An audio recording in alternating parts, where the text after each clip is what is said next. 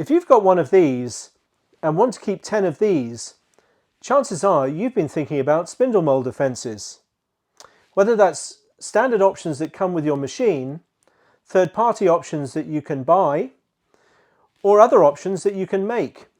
The name of the game is to support the material being milled as it passes from the infeed fence to the outfeed fence across this gap, and also to support material when these support rings have been removed for the use of a larger block, leaving a gap in the table.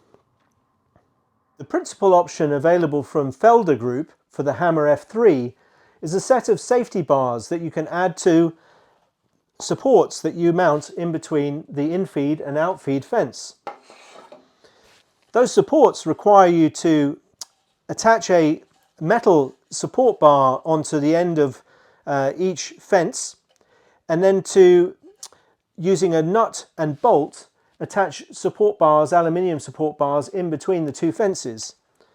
In my opinion, that's a bit of a fiddly exercise, as you're having to get bars aligned in between each of the fence supports, and those fence supports themselves prevent you from easily moving the fences on and off their securing bolts.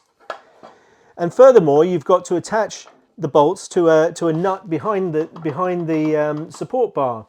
So the whole arrangement is quite fiddly, and the chances of a nut falling down into the machine are quite high, in my opinion.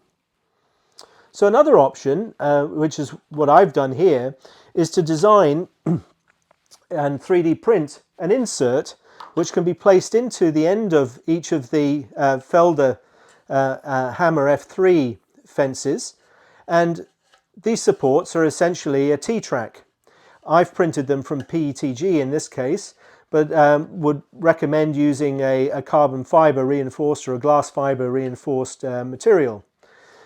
This provides a mechanism by which sacrificial fence inserts can be 3D printed and inserted using standard T-track hardware into each of the supports, and then adjusted up and down. So these fence inserts are essentially a sacrificial support between the infeed and the outfeed fence.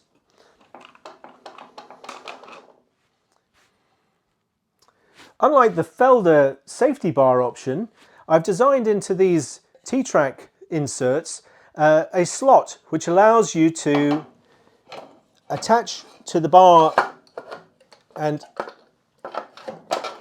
insert the fence like that without having to completely remove the support bolts. Another option to consider could be the Aigner finger fences. They're purchased and installed in place of the standard Hammer F3 fences, but at £1,600 almost, around about a third of the cost of the spindle moulder, in my opinion, these are prohibitively expensive option to consider. Another option, in this case, a similar finger fence, not with the folding mechanism like on the Aigner, but with these hex grub screws,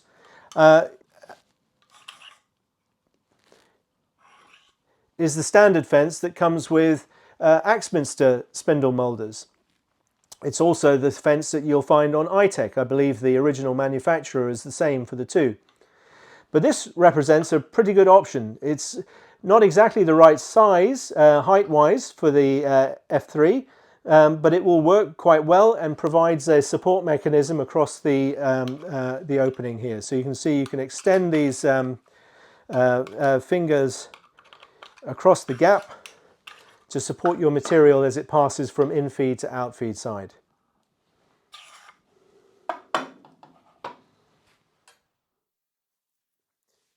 If you do go down the route of the finger fence option with the T-tracks built in, so from Axminster or iTech or wherever else you might find it, it's worth mentioning that a good option is to use a what's known as a curtain fence across both fences, bridging the gap between the two, using the built-in T-tracks within the fence, 6 in this case, T-tracks in this fence, to mount that curtain fence. So that can be taller than the fences themselves, and can also have a slot for adjusting up and down to give a little aperture for the cutters to come through in the middle. Of course, it could be a sacrificial fence as well. You could do that with MDF or plywood too. So lots of options. I got that idea from, or I saw that demonstrated by David Bedrosian. So check him out on Instagram. He's got some great ideas there with his F3. Last but not least, probably the most popular thing to do is to build your own sacrificial fence from two pieces of MDF or plywood, one that you can attach to the existing fences and the other coplanar with the tabletop of the spindle moulder. And then you can advance your cutter block to cut through that fence. That's particularly good for doing small, delicate, thin strip moulding. So a number of options, all of them have their pros and cons, but something to consider and while you protect your fingers. Hope you found this useful.